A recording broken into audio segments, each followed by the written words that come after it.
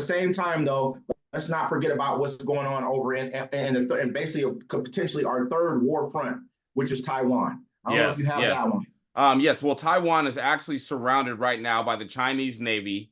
They're saying that they're just doing it's drills. Hold on, I didn't. Military exercise. They call them, but they're calling them punishment drills. Punishment drills, exactly. That's what they're calling them right now. Punishment drills. I mean, before they were military exercises, now they're calling them punishment drills. Like it says, China has launched 2 days of military exercises, quote unquote, punishment drills around the island of Taiwan after the self-governing territory inaugurated its new president. They said the military exercises will serve as a strong punishment for Taiwan's separatist actions. Taiwan's president said that he would defend the island and strengthen the military in response. And so China surrounded him. And in the words of Cat Williams, well, you shouldn't have been talking shit.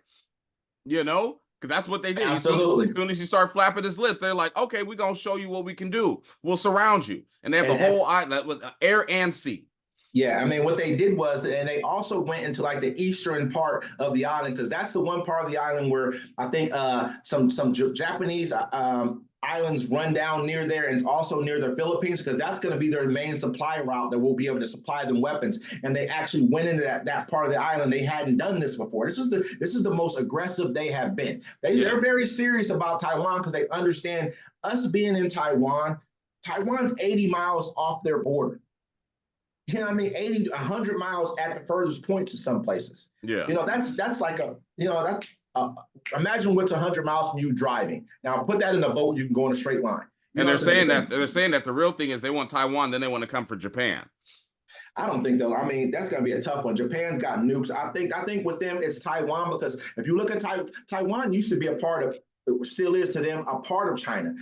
The people who were on Taiwan used to be the government in China. Yeah, in China, and they fled to Taiwan. Yeah. And they fled to Taiwan. That's kind of what happened. So I see that they do have some type of it's like Putin in Ukraine. You know, this is his backyard. They used to own it. That's how they feel about it. So it's understandable. But at the same time, this is a government. They have their own government. They have their own businesses. They've been doing it for a long time. This isn't Hong Kong. This isn't a part of your mainland.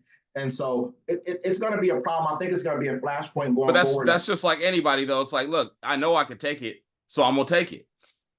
You know, what you going to do? This is my turf now. Yeah, absolutely. I had a, go ahead.